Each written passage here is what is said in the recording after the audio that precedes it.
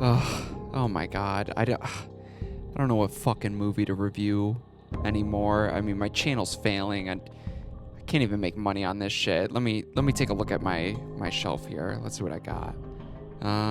What will the people like? Oh, what about this one? Oh, Abraham Lincoln Vampire Hunter? No, who's gonna watch that shit? Oh, Avengers. Okay. I mean, Doomsday? No, I'm not watching Captain Marvel again. Dirty Dancing. I don't have a VHS player. I'm gonna put that back.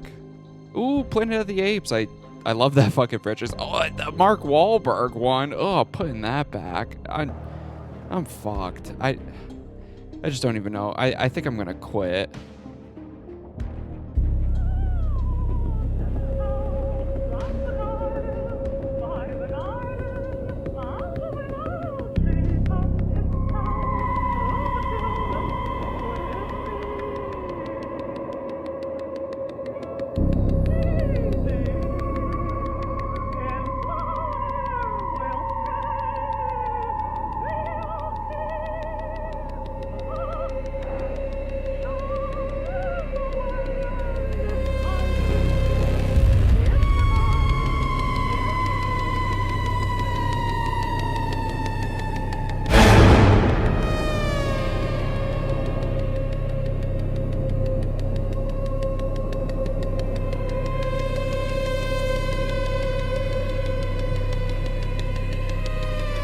You want me to just review the Insidious franchise? Dude, does anyone even like those movies anymore? It hasn't been a relevant franchise in like 15 years.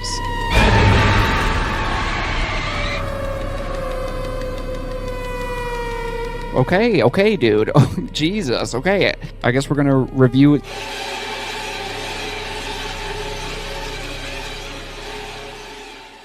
Hello, everybody, and welcome back to ZakIsCinema. Today, we're going to be reviewing and discussing the movie. Sorry about the jump scare there. I had to do it. We're reviewing and discussing Insidious. Of course, I had to do the jump scare, but don't worry. I promise I will not do it again. Okay. All right, now we're done because I feel like if I do it another time, it's going to get annoying.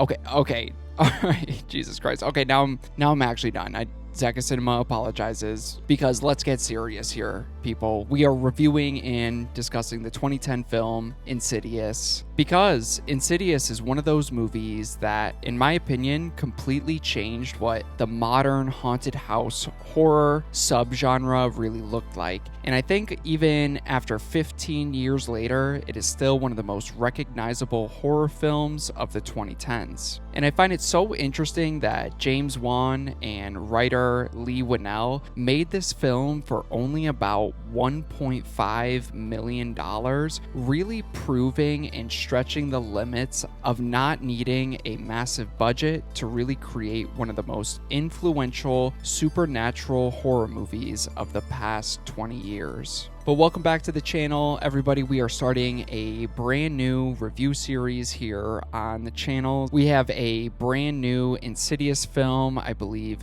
the sixth film in this franchise, coming out in late August. It feels like this movie is kind of coming out of nowhere. It wasn't even on my radar for 2026 releases, but I saw it upcoming. I'm like, oh, perfect. I need more content to farm. So let's look back and review and discuss every single film in this franchise. So I hope you guys join me on this beautiful journey because today we are starting with the very first one. So without further ado, let's get into the review section, starting with the positives or just the things that I enjoyed most about this first Insidious movie. Now, the Insidious franchise, and specifically this first Insidious movie, really holds a special place in ZakIsCinema's heart. I've talked about it a couple times on the channel, but I grew up just not attached and not really liking horror. Grew up in a very, very religious home, so it wasn't until my later teen years I really discovered this genre that I truly love and appreciate. And once I started getting over my personal fear of demons and going to hell, I discovered some important franchises. You have the Final Destination franchise, the Scream franchise, the Evil Dead franchise, and Insidious was one of those early horror films that I grew up with and discovered right around the time I started delving into horror. And getting into the actual movie here, I know a lot of people, or at least it feels like a lot of people, complain nowadays about the constant use of jump scares and that loud brass and string heavy musical score that is coded in this film. But to me, I've always loved and appreciated both of those elements here. The soundtrack has really stuck with me. The score has really stuck with me all these years later since I was a kid. And one of the most memorable scores from any horror movie ever, at least in my opinion. Like when you hear something from Insidious, I know exactly what it's coming from. Even with that beautiful title card sequence that plays in front of all of these films, I love just the overwhelming loud nature to this score. I think it really adds a lot here. I think the loud string instruments really create that unique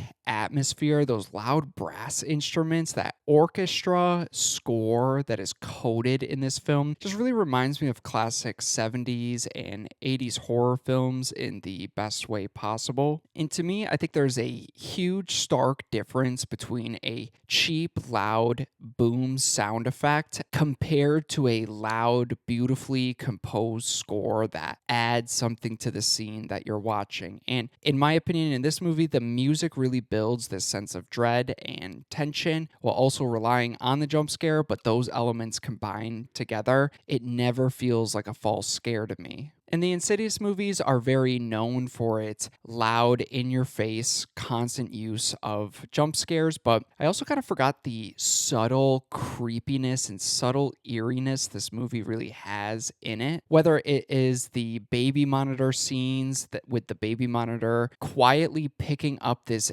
demon whispering to a baby as it's trying to settle for bedtime, or Dalton's brother casually saying he wants to switch rooms to his parents because he hates seeing Dalton from his room get up and walk around in the middle of the night right after Dalton gets home and is still in a coma. I feel like the movie here just constantly plants these subtle scenes or subtle lines of dialogue moments before the horror really ramps up, but because of those small subtle lines, it makes the bigger moments even better in my opinion. And like I was just hinting at, I love how the movie utilizes its jump scares. Jump scares to me, I can find annoying, but when they're done well, they're done really well. Sure, maybe it's cheap and gimmicky and easy, but it makes me jump, so it kind of works effectively for what it's going for. And one of my favorite jump scares in this film, besides the iconic lipstick demon guy behind Patrick Wilson's face, that is another classic one that gets me every time, but one that really stands out to me is when Patrick Wilson is investigating the banging at his front door, and then Rose Byrne's character is checking on the baby in the crib in the room next door, and you just get this subtle creepy figure just standing behind the crib, and then the alarm starts blaring. The front door is suddenly just kicked wide open, and the whole sequence just spirals into this tense chaos. So you get a great jump scare in an invasive part of the home near your newborn baby, but then also the scene wrapped around it has so much tension and dread to it.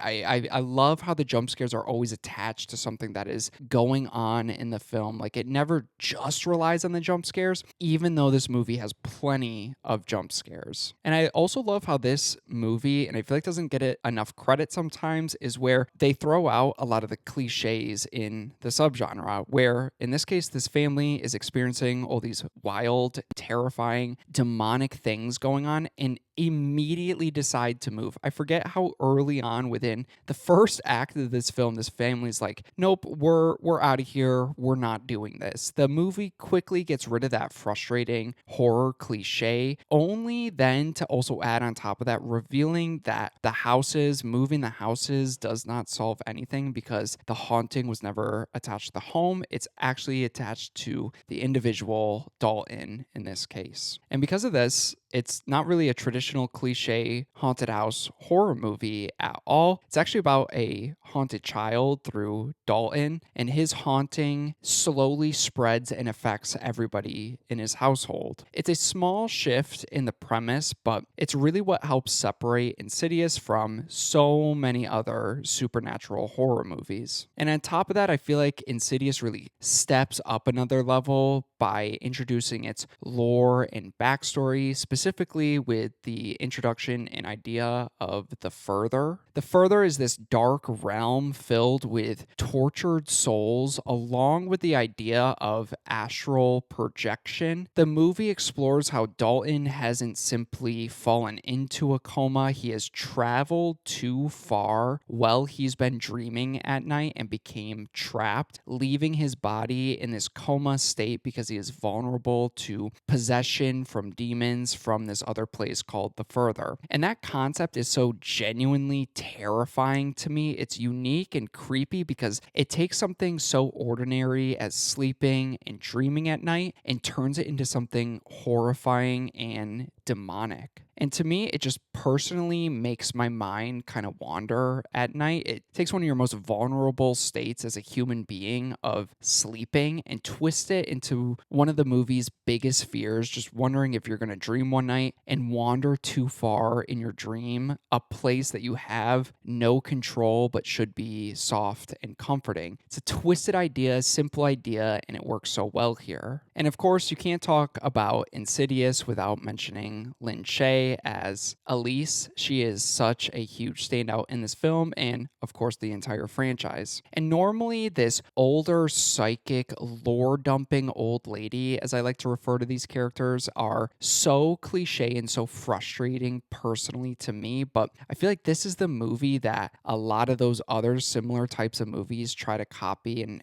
pull from the character of Elise, because I feel like this really popularized it, and I can't think of another movie that did it as well as Insidious did. Elise isn't just there to explain the rules, she actually has a unique personality. She's emotionally invested and deeply connected to the family because of Josh's past. And she is inevitably one of the story's most important characters, which is such a nice change of pace that we don't get some wrinkled old hag just lore dumping to us. You might as well just throw in a Google research scene, but this movie has neither. It has Elise, and she's a huge standout here. And on top of that, this movie just finds unique ways to keep you invested and is never just a simple haunting story. The story gets elevated even more here when we learn that Josh's childhood experiences are the exact same as what his child Dalton is kind of going through. He is also capable of astral projection and has his own entity following him and has spent years suppressing those memories only for them to come up to the surface because of what is going on in the current moment. And now he has to confront that forgotten trauma in order to save his son. And I love how personal it makes this story, but then how personal it really makes the climax and third act of this film. Throughout this story and the way the movie just kind of keeps elevating its premise, it creates a surprisingly compelling family history while also giving Josh and Patrick Wilson his own little hero's journey arc, which is just so fascinating in a horror movie like this. And at its core, Insidious isn't just about demons or necessarily the Further, but about a father confronting his past to save his family is really what gives this movie such an emotional core that I don't think a lot of people expected going into this back in 2010. And to me, one of my favorite parts of this movie is the third act, and I honestly never understood why so many people dogpile on this movie's third act or feel like it's good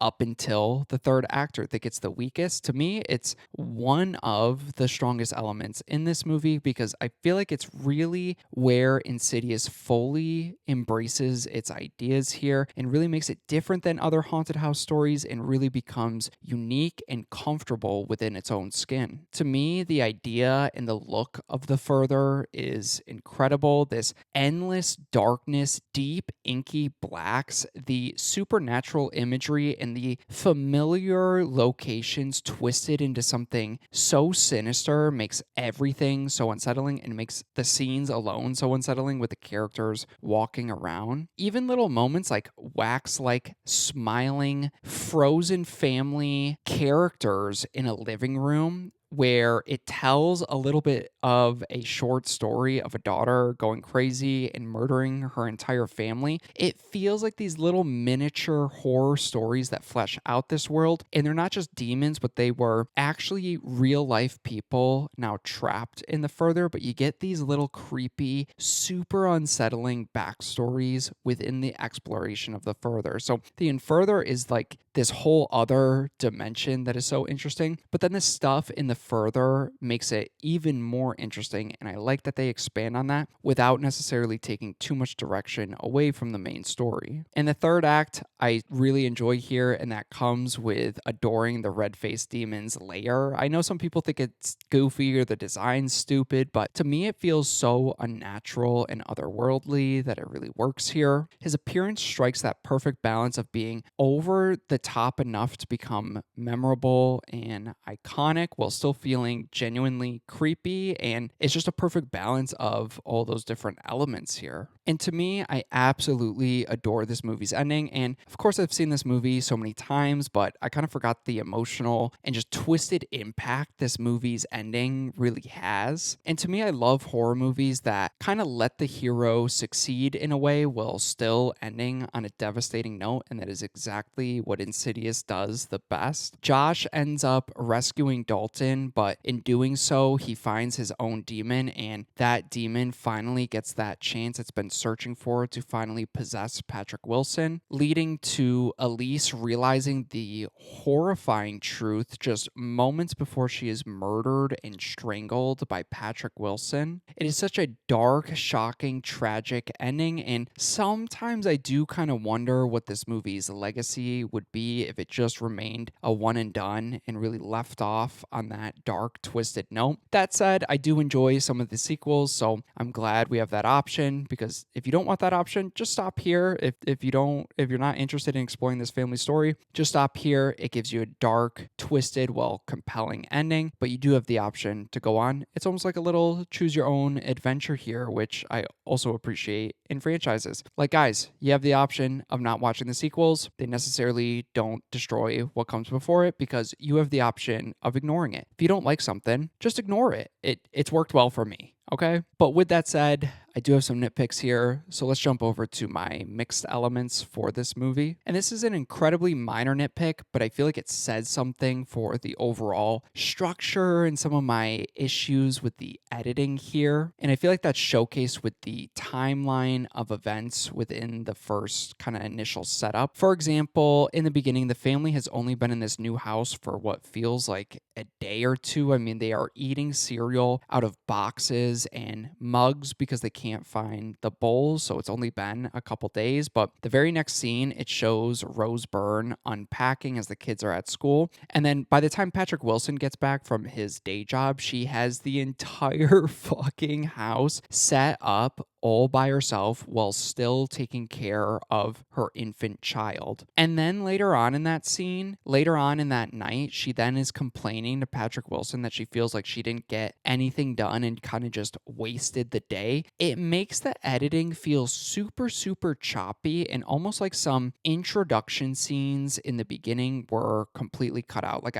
I feel like there's stretches of days kind of missing that I wonder with its budget if it was just left on the editing room floor, or not even shot, but they plan to shoot it. That's just how it kind of comes off to me. Because with that said, I do think the movie could have benefited from slowing down a little bit, even if it was extended just 5 or 10 more minutes of a runtime. I would have liked to spend more time with this family. I would have liked to connect with them before everything goes off the rails. They're not bad characters by any means. They just kind of feel slightly underdeveloped compared to how strong all the other horror elements in this movie is. And when you're telling an emotional family story between a father and son and a father confronting his past, it would benefit greatly to also care a little bit more about the characters. But to me, I've always just cared more about the actors of Rose Byrne and Patrick Wilson rather than their characters in the movie. So I think it's a little fake sympathy that I just really enjoy the actors. But with that said, let's jump over to my negatives or the things that I just hated about this movie. And one thing that has always bothered me but really stood out to me on this most recent rewatch is just how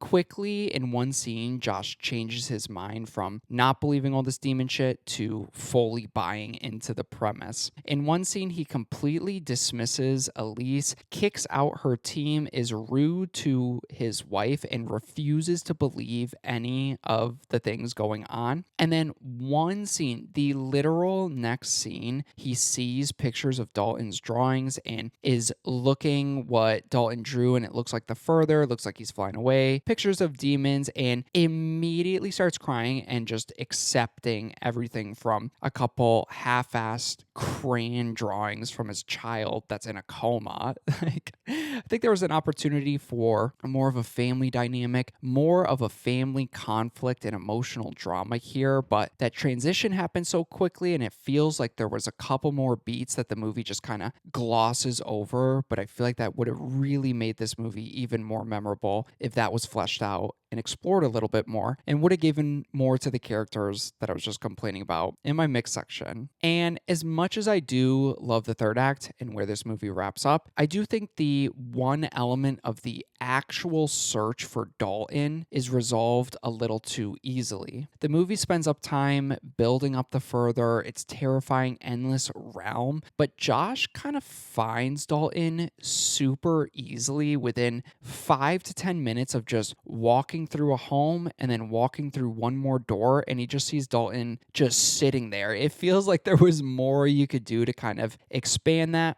Like I said in the beginning, the budget was super low, so I'm sure they were very, very limited. And I do love everything surrounding the finale. I just wish that one element of the search was a perfect opportunity to do even more with the further and explored more of its fascinating world before reaching Dalton, or at least made a little bit more, a couple more intense scenes of finding Dalton, but maybe not being able to get to Dalton. Like, there was a couple more elements you could do to make this a really exciting, really memorable third act chase. But with that said, I will say that overall, Insidious remains one of my favorite haunted house horror movies because of its unforgettable atmosphere, amazing mythology, genuinely creepy imagery, and an emotional family story. Because to me, it makes a film that just still feels as unique and effective over 15 years later as it did the first time I watched it. So with that said, I will say for my rating for this movie, I do own this on DVD. I do have my Blu-ray copy